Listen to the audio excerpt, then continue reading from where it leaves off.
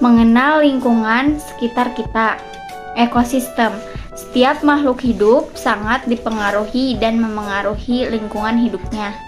Hubungan saling memengaruhi timbal balik antara makhluk hidup dan lingkungannya. Ini dipelajari dalam ilmu ekologi. Ekologi untuk mempelajari hubungan antara organisme hidup di dalam keluarganya atau masyarakat dengan lingkungan alamnya. Ekologi berasal dari bahasa Yunani. Oikos artinya rumah, tempat hidup, dan logos artinya ilmu. Sehingga ekologi diartikan sebagai ilmu yang mempelajari interaksi di antara makhluk hidup, baik di rumahnya, di tempat tinggalnya, di alamnya, atau di lingkungan hidupnya. Komponen ekosistem. Kumpulan makhluk hidup sejenis disebut populasi. Adapun kesatuan seluruh populasi di suatu tempat atau daerah tertentu dinamakan komunitas. Daerah khas tempat makhluk hidup biasanya tinggal disebut habitat. Ruang fisik yang ditempati ataupun peran fungsional organisme dalam komunitas disebut niche.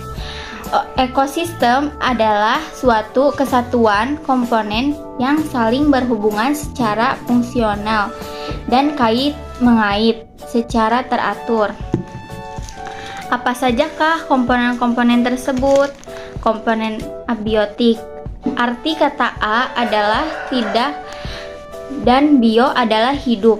Maka komponen abiotik adalah kondisi fisik seperti air, tanah, udara, cahaya, suhu, kelembapan, fotografi, kadar garam, pH, dan curah hujan. A. Air. Air diperlukan oleh tumbuhan untuk fotosintesis. B. Tanah.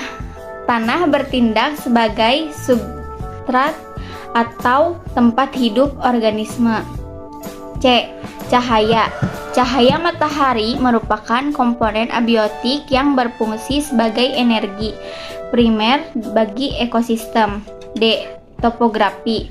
Topografi meliputi faktor altitude, yaitu ketinggian suatu tempat yang diukur dari permukaan laut, latitude, yaitu letak lintang yang diukur garis khatulistiwa. E. Iklim. Iklim merupakan komponen abiotik yang terbentuk sebagai hasil interaksi berbagai komponen abiotik lainnya, seperti kelembapan suhu, udara, dan curah hujan. Komponen abiotik. Komponen abiotik adalah berbagai jenis makhluk hidup yang terdapat dalam ekosistem. Secara garis benar, jabatan atau fungsi organisme dalam suatu komunitas dibedakan menjadi 4 kelompok. A. Produsen. Produsen atau penghasil terdiri atas organisme autotrof, yaitu organisme yang dapat menyintesis membuat makanan sendiri. B. Konsumen. Konsumen atau pemakai terdiri atas organisme heterotrof, yaitu organisme yang menggunakan senyawa organik yang dihasilkan oleh produsen. C. Pengurai. Pengurai disebut juga perombak atau dekomposit, adalah organisme heterotrof yang menguraikan produsen dan konsumen yang sudah mati. D. Detripitor adalah organisme yang memakan bahan organik sampah serasa menjadi partikel-partikel yang lebih kecil, misalnya cacing tanah, serangga tanah, siput, kelewing, dan teripang. Bentuk-bentuk interaksi dari komponen di atas. 1.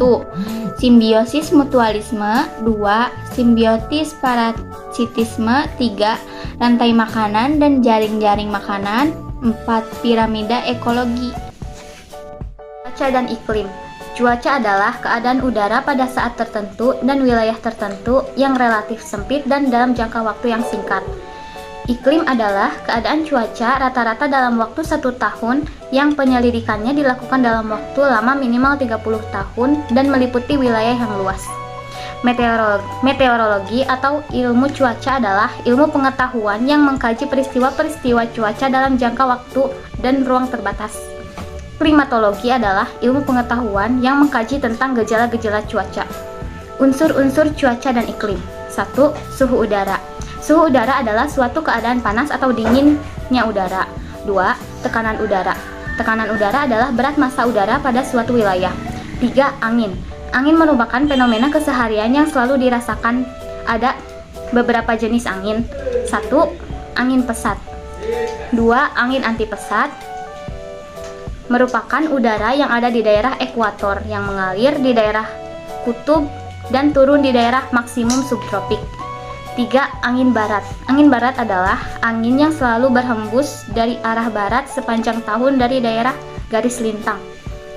Angin timur kutub. Angin muson. Angin muson adalah angin yang berganti arah secara perlawanan setiap setengah setahun. Dan angin lokal. 4. Kelembaban udara. Dan 5. Awan. Jenis-jenis vegetasi alam menurut iklim adalah 1. Padang rumput. 2. Gurun. 3. Tundra. 4. Hutan basah. Dan yang terakhir taiga.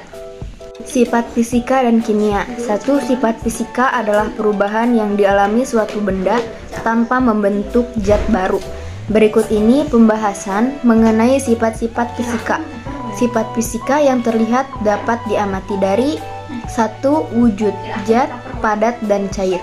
2. Kekerasan zat, keras atau lunak. 3.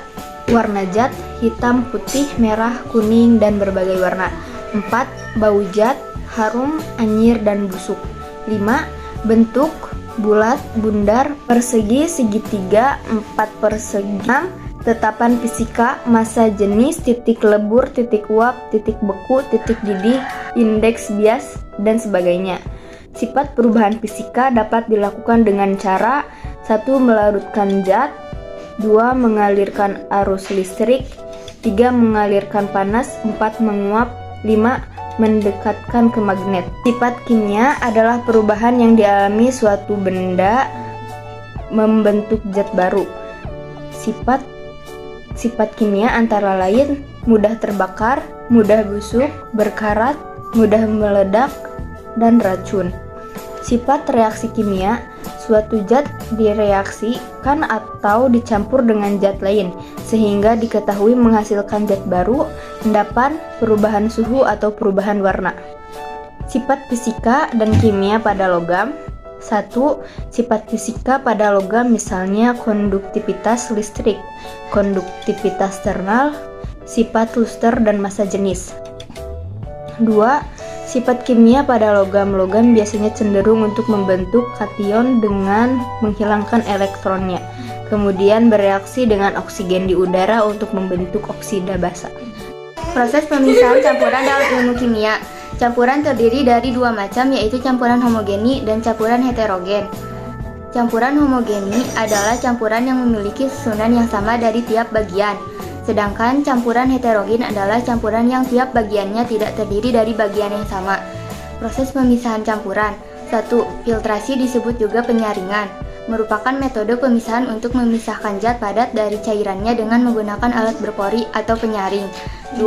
Sublimasi adalah metode pemisahan campuran dengan menguapkan zat padat tanpa melalui fasa cair terlebih dahulu, sehingga kotoran yang tidak menyublim akan tertinggal dengan bahan-bahan yang mudah menyublim, seperti kamfer dan iod. 3. Kristalisasi adalah proses pemisahan untuk memperoleh zat padat yang terlarut dalam suatu larutan. 4. Destilasi adalah metode pemisah campuran untuk memperoleh bahan yang berwujud cair yang sebelumnya terkotori oleh zat padat atau bahan lain yang mempunyai titik didih yang berbeda. 5. Ekstraksi adalah metode pemisahan campuran dengan melarutkan bahan campuran dalam pelarut yang sesuai. 6. Absorpsi adalah metode pemisahan untuk membersihkan bahan dari pengotornya dengan penarikan bahan absorpsi secara kuat sehingga menempel pada permukaan bahan pengabsorpsi. Faktor-faktor yang berpengaruh pada proses absorpsi. 1. Laju alir air. 2. Komposisi dalam aliran air. 3. Suhu operasi. 4. Tekanan operasi. 5. Laju alir gas. 7. Kromatografi merupakan cara pemisahan berdasarkan perbedaan kecepatan perambatan pelarut dalam suatu lapisan zat tertentu. Tentang macam-macam energi terbarukan. 1. Energi terbarukan. Energi terbarukan merupakan sumber energi yang berasal dari sumber daya alam dan tidak akan habis karena terbentuk dari proses alam yang berkelanjutan. Contoh, energi terbarukan adalah sinar matahari, ombak, air, dan angin. Energi surya, sinar matahari. Energi matahari adalah energi yang didapat dengan mengubah energi panas matahari melalui peralatan tertentu menjadi energi dalam bentuk lain. Energi tidal, pasang surut ombak. Melihat Indonesia adalah negara kepulauan yang banyak dikelilingi ombak lautan. Energi tidak dapat dimanfaatkan. Energi tidal merupakan energi yang memanfaatkan pasang surut air laut. Energi air, angin.